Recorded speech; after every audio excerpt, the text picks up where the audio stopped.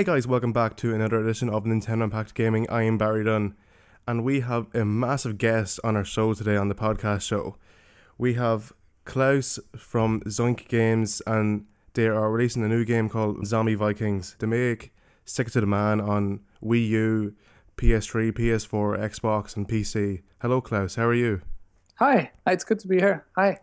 Thanks for coming on the show, much appreciated. Yeah, no, it's great. It's good. Excellent.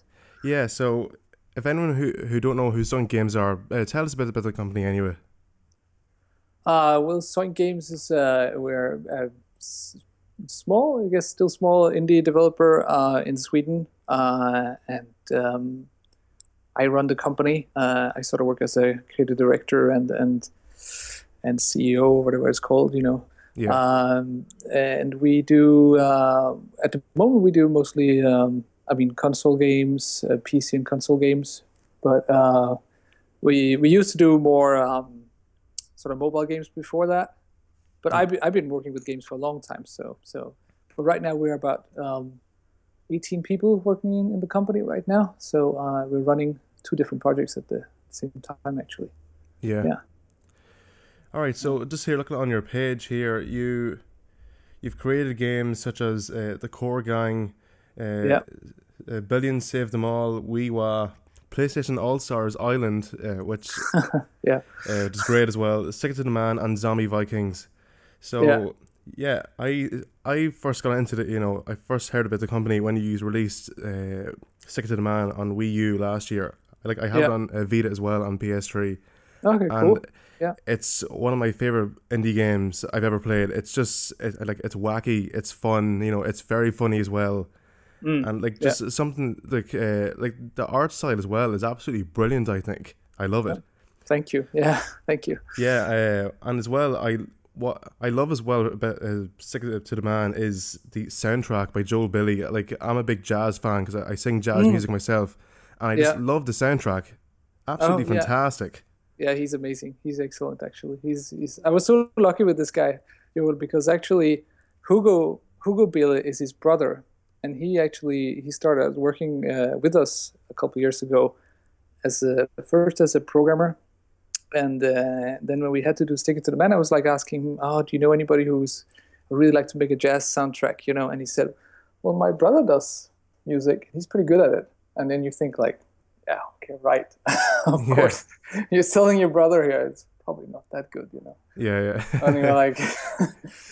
We'll let him try something, we'll see. Then he sent out these amazing tracks that he'd done. I was like, okay, well, this was just really lucky that, his brother was so good at this and he could just jump in and I think that's what made it good was that he was so close to the team, that he could actually work directly with us, be close to us and talk to us about it instead of having somebody, quite often when you have musicians on a project, it's somebody who sits somewhere else. You don't really have contact with them, especially on indie projects, Yeah, so at least they're right there, whenever you need them. I guess it's great. Yeah, it is really good. And for Stick It to the Man, he was. I mean, even though he came into the office quite often, he wasn't working directly. He wasn't sitting in the office when he was doing the music. But for Zombie Vikings, he actually has his own. He has his own room here, so he sits with us and works directly with us, and it's been a huge help, actually. It's been really a lot more fun also to work like that. Yeah. All right, so tell us how you got into the gaming industry yourself. Tell us your background about it. I'm actually quite old. 20 is not old. It's not the 20s anymore. I'm actually 40 years old. So really, wow. You don't look it. I know.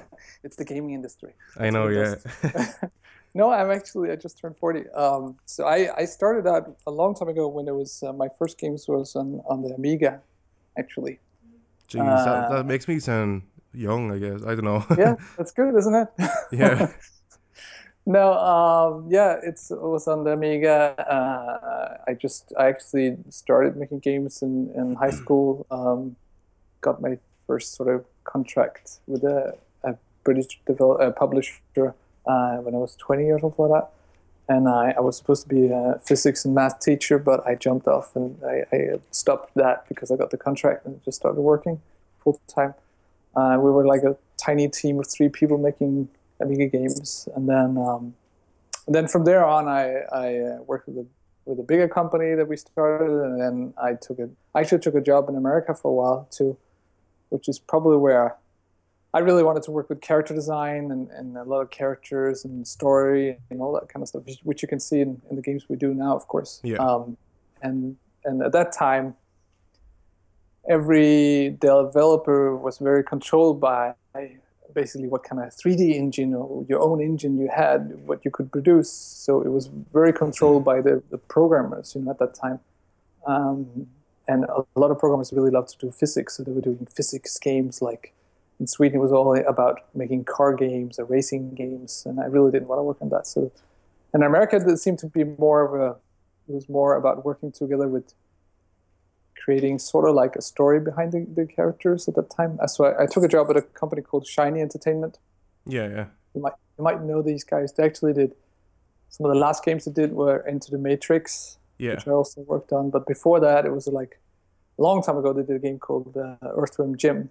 That was a great game. That was so hard years ago on the SNES.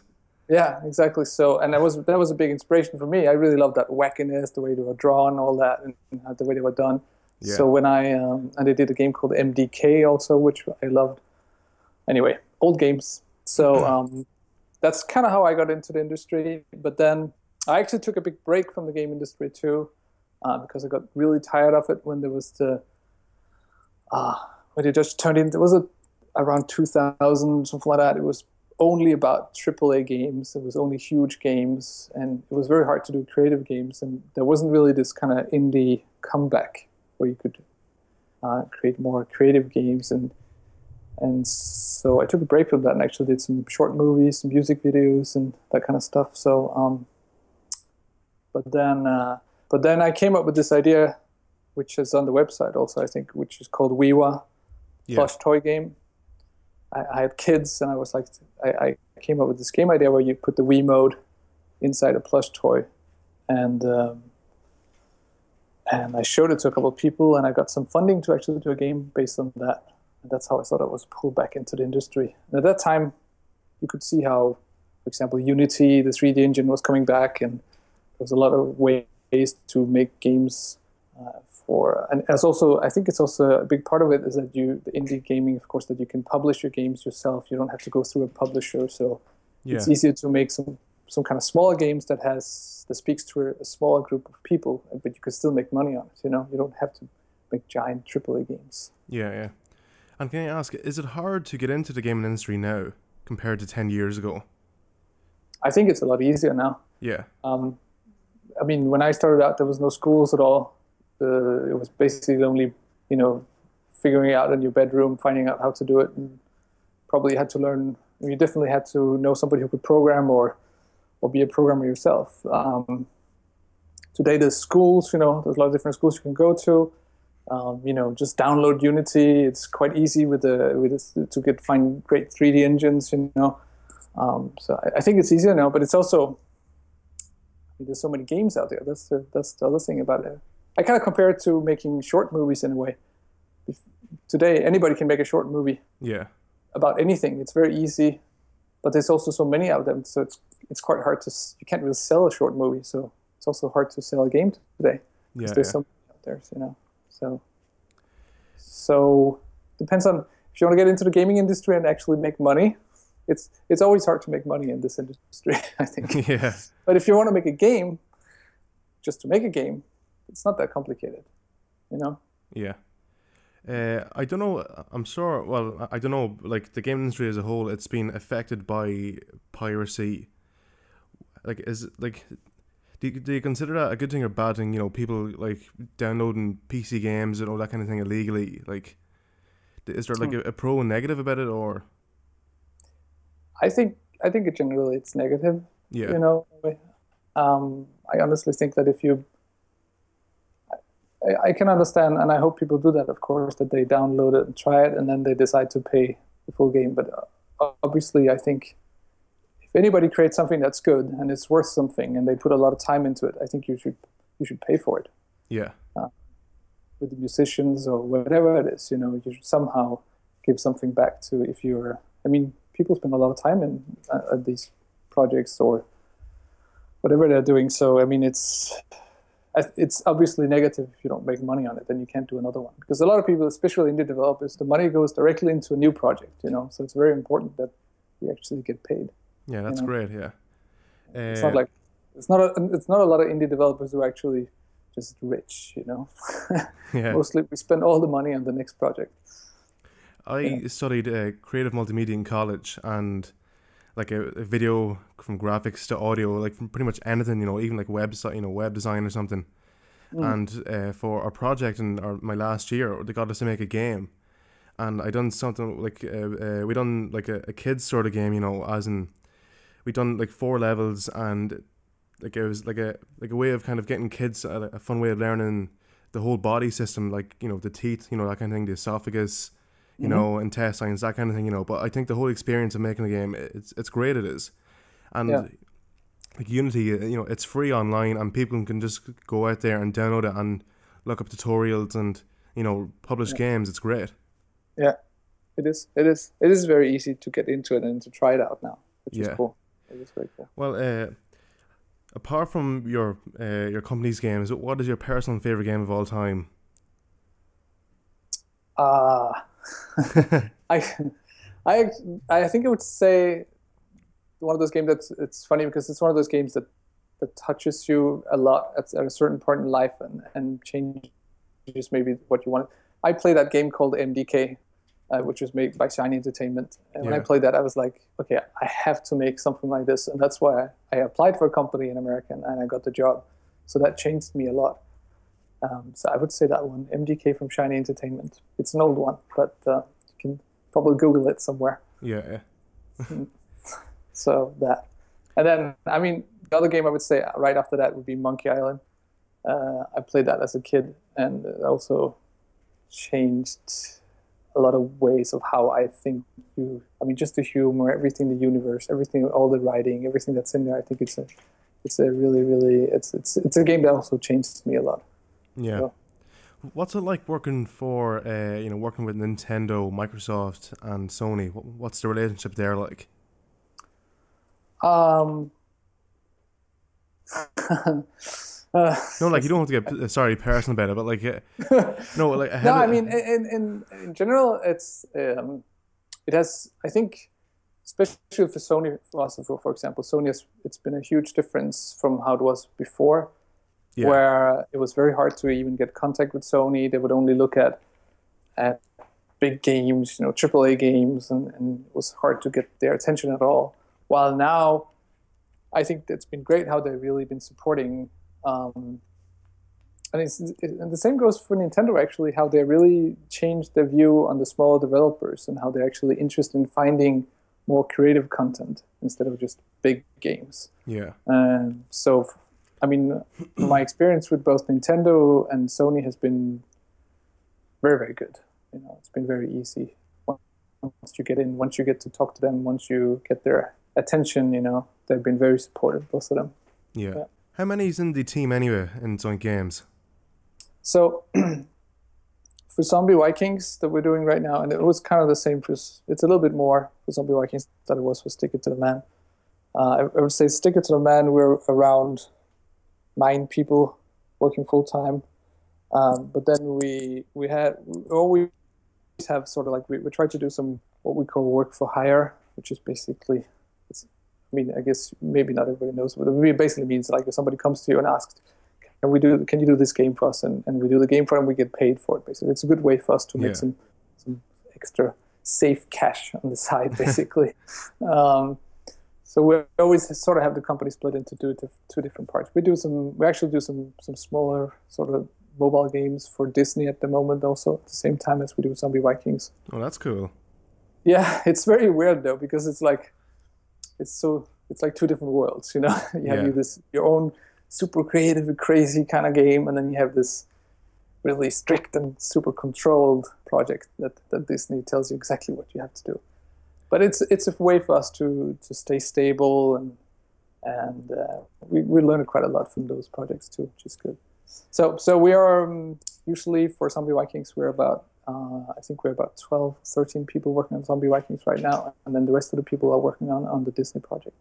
But then we have actually, we are working on a new project that we started up. So we have a couple of people sitting on a new secret project that we're gonna talk about very soon, actually. You can tell me after the podcast. Yes, exactly. So yeah, I think it looks amazing already. So I'm really happy about that one too. Yeah. Yeah, and as well, if you need anyone for voiceover work, give me a shout. I'll do it free. Yeah. Okay, excellent. Yeah, yeah. I mean, we love doing voiceover work, as you can obviously. And we actually, in most of the games, we only work with, I wouldn't say amateurs, of course, but people who are doing this as a side sort of work thing, you know. So we have almost like, I think if we stick it to the man, and even for Zombie Vikings, we have something like 10 or 11 different actors doing. Stick it to the man, I think we had almost 100 characters. So that's a lot of characters. There's a lot of characters. Like I know in the credits as well, like there was so many people. Yeah, sorry, it's one person doing so many voices. Like it's amazing. Oh yeah. It's probably Ty Konsag, who also plays Ray. I'm not sure, but he does a lot. Yeah. So yeah, he's actually playing Sigurd in Zombie Vikings also. So he's back in there. Yeah, before we go on to Zombie Vikings, do you ever have any fans from Sweden or anyone come over and check out the studios? Or do you? No, we would love to though. It would be great if we could get somebody. We had one guy. It was funny because I had put up the Twitter account and we don't have that many followers, but I finally had 1,000 follower now, and then I found out that I was going to send like a drawing that I'd done to this 1,000 followers, and I found out he was actually living just 2 blocks away. So I invited him over to come and visit us, you know. So that was pretty funny. But no, we haven't had that yet. That would be good to have somebody come over. We tried to invite people to come over and play test the game actually, because it's been very interesting. We've done this a lot with Zombie Vikings, where we get 4 people in and actually let them sit and play the game, and then interview them after to see what they liked and what they disliked. But it's obviously always been somebody who's in our village or in our city here, you know. So yeah. I actually sent a tweet ages ago. It could have been like last year or something, that you should do Stick It to the Man for the 3DS, because like the whole kind of paper 3D perspective, I think, would be great. It would be great, yeah. And at that point, but that might change now, because we're still using Unity as a 3D engine, and it doesn't work with 3DS yet. But now they're telling me that it's going to work with 3DS soon. So we're actually looking at if there's any way we could support a 3DS version or a Zombie Vikings 3DS version. I would love to do that. That'd be great, yeah. Yeah. No, I mean, you can see that if you're going to make a Nintendo product, I mean, it's definitely better to do something 3DS, because it actually sells pretty well on the 3DS compared to the Wii U. So we would love to do a 3DS version of something, you know. So yeah. Yeah, so Zombie Vikings, tell us about your visual inspiration. Where did that come from? So first I have to say that it's not just me who is, of course, drawing on Zombie Vikings. We are actually a team of well, it's mainly me and Andreas and a guy called Henrik who does all the... So me and Henrik does sort of the character design and concept art and how it's actually supposed to look like, you know. And then I have Henrik, who is an amazing painter. He goes in and actually paints on top of them, basically. But what we wanted to do compared to Stick It to the Man was... Stick It to the Man is if you don't know, it's basically drawn... It's kind of like ink drawings on carton or very rough paper, basically. And with a little bit of highlights and that kind of thing. And then the characters are drawn in color. But we wanted to see if there's a way we could actually do it in full color, you know. So basically draw all the pieces of paper in full color instead. But we wanted to keep that kind of paper visual style that we had and Stick It to the Man, because it worked out. And it worked out really well because, first of all, it's not that it goes quick to do, so we can do a lot, you know. It's a good way to get a lot of content into the game. And it gives you a very strong style that people can recognize, of course. But then I always, when you look in I love those art books that you can buy about movies, you know. Yeah. And I always think when you look at the concept art, a lot of times I think the concept art looked better than the movie itself. Because it looks sort of rough and painted, you know, and it looks like this kind of speed. Because if you draw with a brush stroke really quickly, you see there's a sort of movement to the brush strokes itself, you know, so the character gets a lot more alive, you know. Yeah, yeah. Once you start rendering it in 3D, which a lot of 3D movies are done today, of course, you know, they look sort of like more stiff. It sort of stiffens up, you know. So, well, the idea with Zombie Vikings is basically, can we make each screenshot more look like a concept art painting? You know, can we actually see the brush strokes? Can we see how it's really painted? You know, so it should look really painted and look quite rough, you know. And that fits well with the style of the humor too, since it's, you know, it's you know, about smashing people in the head and a lot of violence and all that stuff. So there's a lot of, you know, a lot of movement to that, you know. Yeah. So it should look rough because of that, you know. Yeah. So, what's the backstory of Zombie Vikings? What's the story about? So it's based on the Norse mythology, of course, but it's the original Norse mythology is really quite crazy. You know, if you read the original stories, it's basically like it's kind of like a 3-year-old came up with the story, you know, or a 4-year-old came up with the story, you know. Really? Yeah, it's totally ridiculous, you know. It is really stupid, you know. There's a part where in the original story where Odin, for example, I think he has to pretend to be a troll for a winter or something like that, and he even gets as a troll woman, and he actually gets pregnant during that time.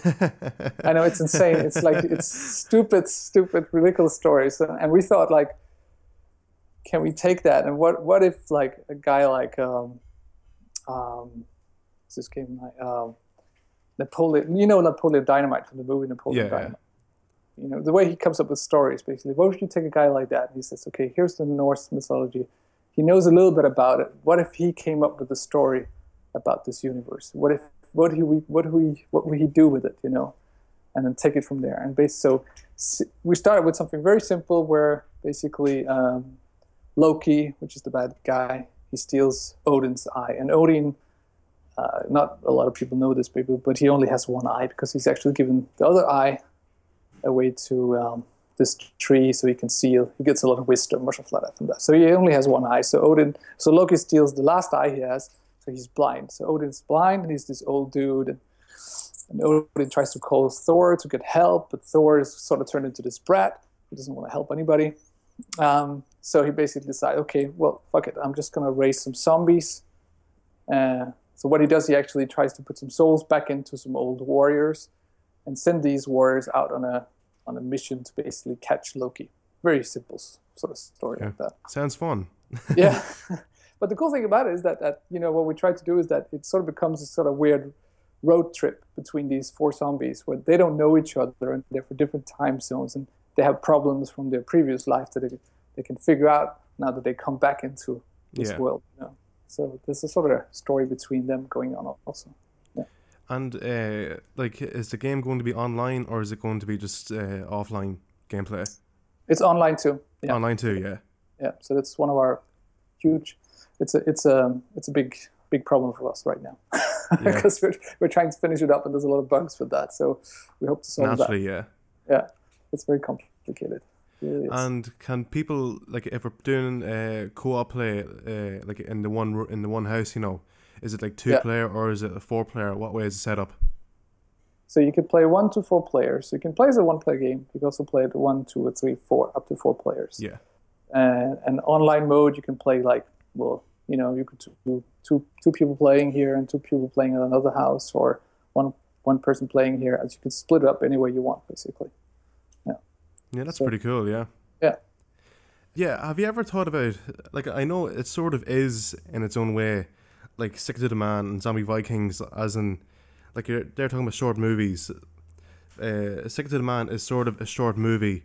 Right. Like, there is like scenes in it, you know. But would you ever think of like creating like some sort of mini series, you know, for YouTube or something like that? There, like a cartoon.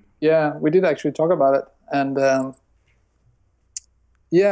we talked a lot, especially for Zombie Vikings. We talked about it because, I mean, when we do the game now, we almost do we have about something like 100 cutscenes or something like that. Some of them are really short and some longer, so it's a lot of work we do with just writing the story, doing all these scenes that are in the game. Yeah, so we're already quite used, of course, to making almost like making movies. Yeah, so we're thinking about it, but we just don't really know how.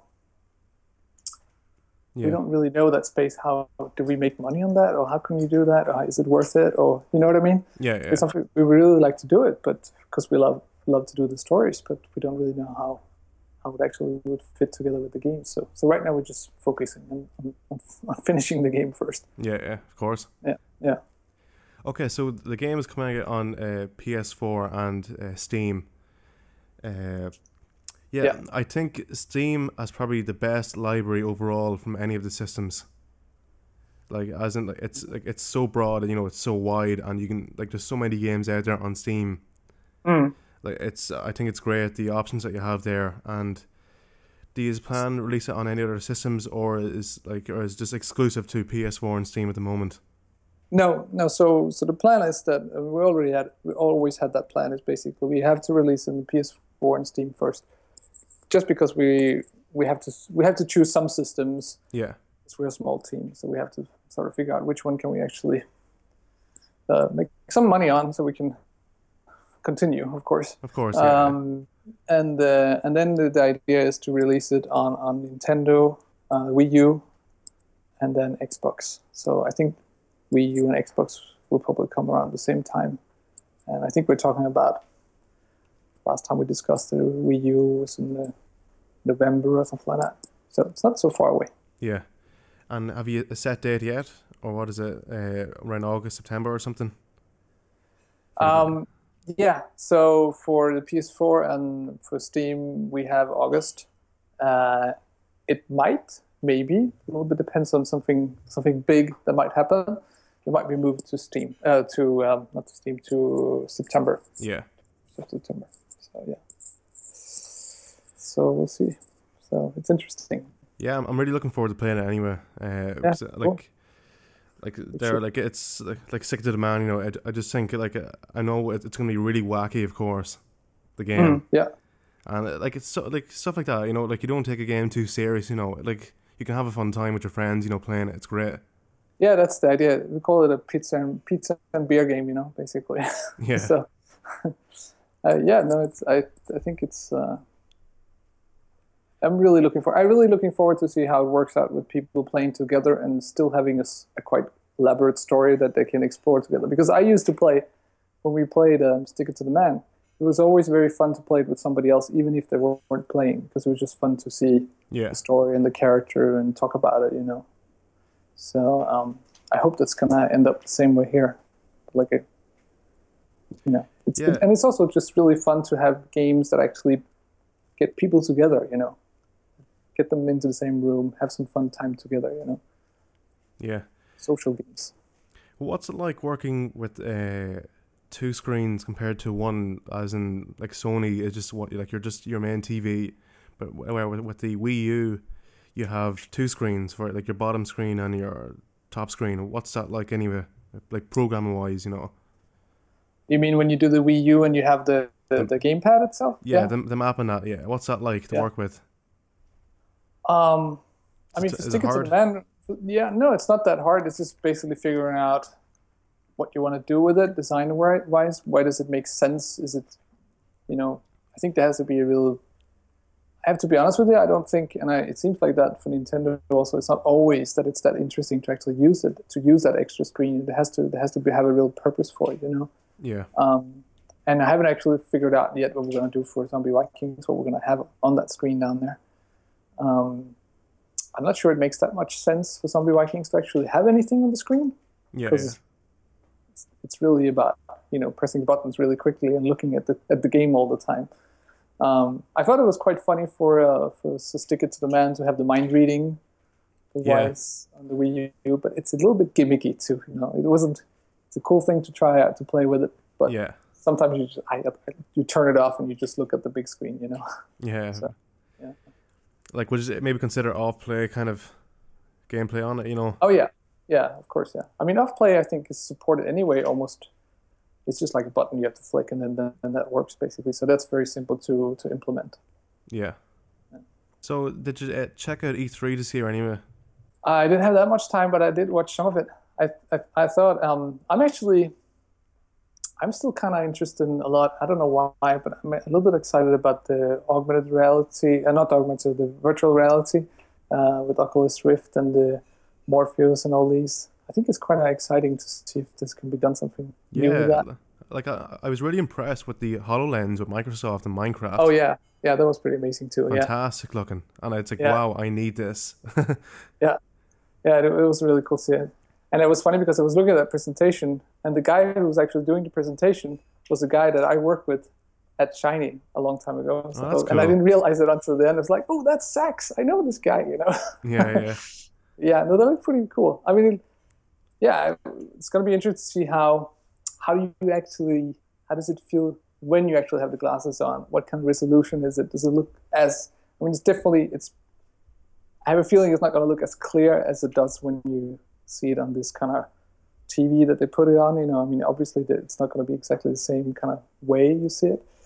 So it's going to be interesting to try it, I think. So I don't know, down the line, would you have any plans to release a physical copy of your games? Did you know that you can buy Stick It to the Man already as a physical copy already? Did you know that? No, I didn't know that at all. It is actually. So you could buy it on Amazon. It's released by, I can't remember the company right now. Sorry, it's a small publisher. Yeah. Since this is going through Ripstone, our previous publisher, they're handling all that. But you can buy it as a physical copy on PS4. Yeah. That's cool. And we already have plans also for Zombie Vikings as a physical copy too. So. Yeah, I'm actually looking it up right now, on just on Amazon here.co.uk. The quotation on it is superb, a hallmark of excellence, 95% from destructoid.com. Yeah. Yeah, that's the one. Yeah. Wow, I'll have to get that. That's pretty cool. It is cool. Yeah.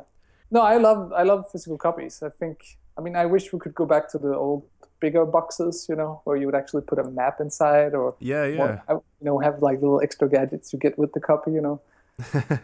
I think it's cool to have that at home because you can put it in your bookshelf and you can look what kind of games I got. It's cool to have them up on display. Yeah, like I hope you don't take offense to this, but I would rather a physical copy than like a digital release like of a game. Yeah. No, I totally agree. Definitely. Yeah, because I feel like I actually own the game compared to like a digital only game. Like, for example, like I'm not saying I would, but like the Zelda game, like I hate trade-in games to be honest. Like I'd rather keep it forever. That's just me. Yeah. Yeah, but, no, I totally agree too. With digital, you can't even trade it in or anything. You can't even do anything else with it. No, exactly, and it just feels a bit like flimsical, like it could disappear at any time. Just poof, it's gone. Or this way it actually, there's something real about it. Which is nice. Yeah. So I know we're planning on. I'm talking actually. It was last week. I talked to the guys who are doing the physical copy. We are planning on putting some extra stuff in there. I think we will put a map in there actually. So you actually get a map of the whole Zombie Vikings world with the package. So that's gonna be cool. Yeah. So what actually comes in the physical copy of Stick It to the Man? I don't think anything except for just there's a manual actually, which is pretty cool with a little bit of artwork in it. Yeah. And then just a disc. So it's quite boring actually. But it's still nice to have. Yeah, it's still nice to have.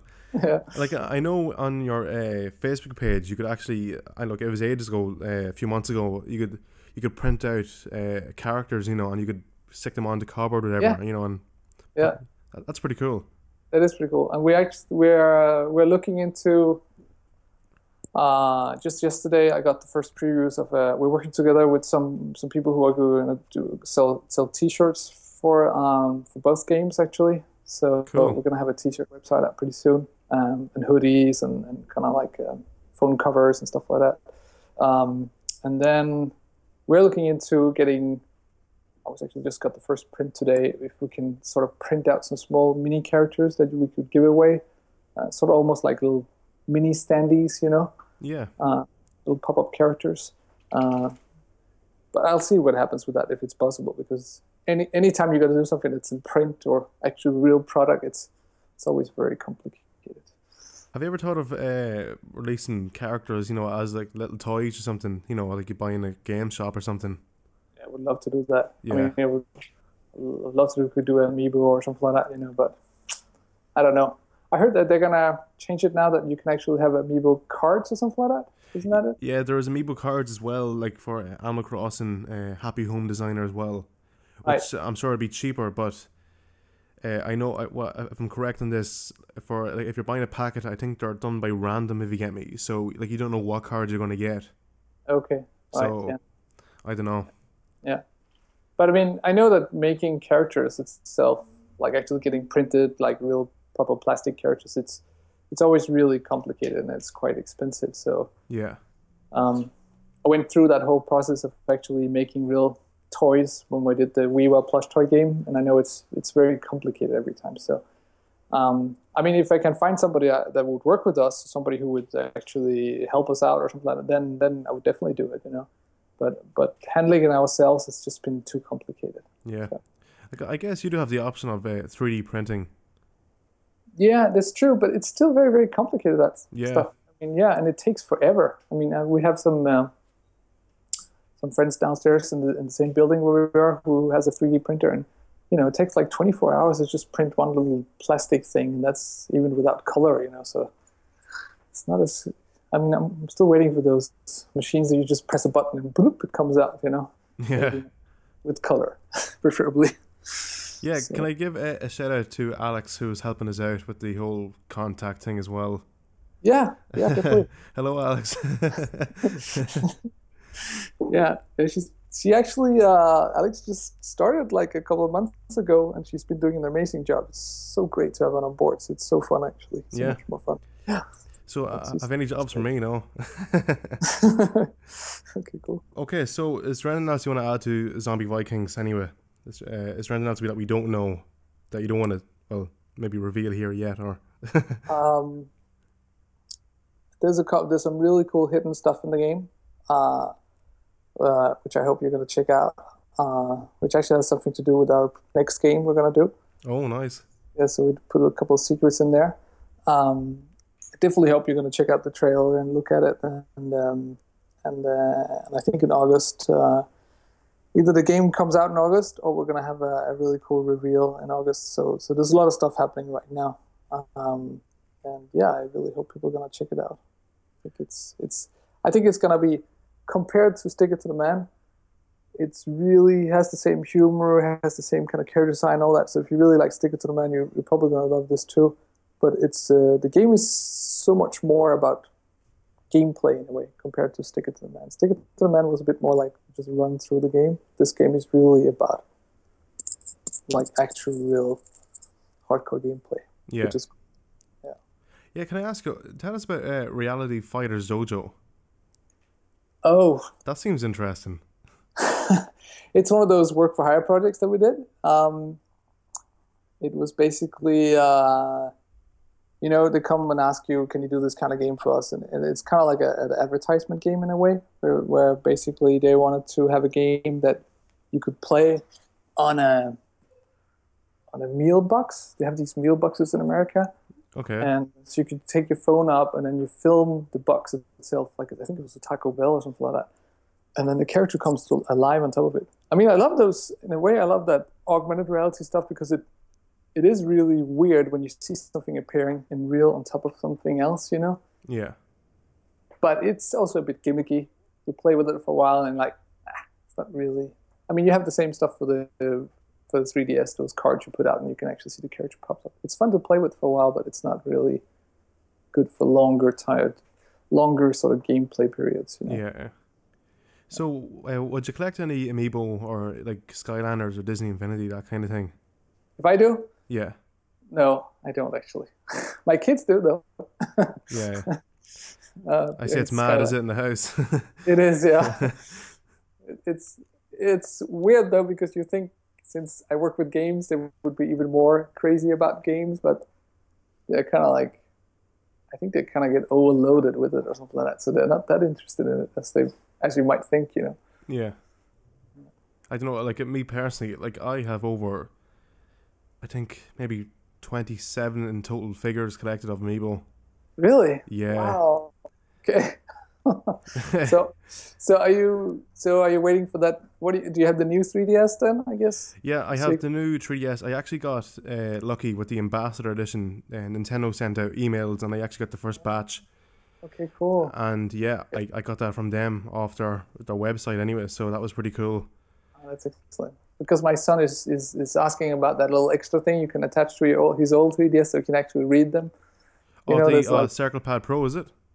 yeah, or this little plug. It's like a little thing that you just attach. You could just for reading the 3DS the Amiibo Oh, characters. sorry, Basically. yeah, that's coming Yeah, out, I think, this summer. I don't know, it could be August. I really don't know when. yeah, They have no yeah, date set, I don't think.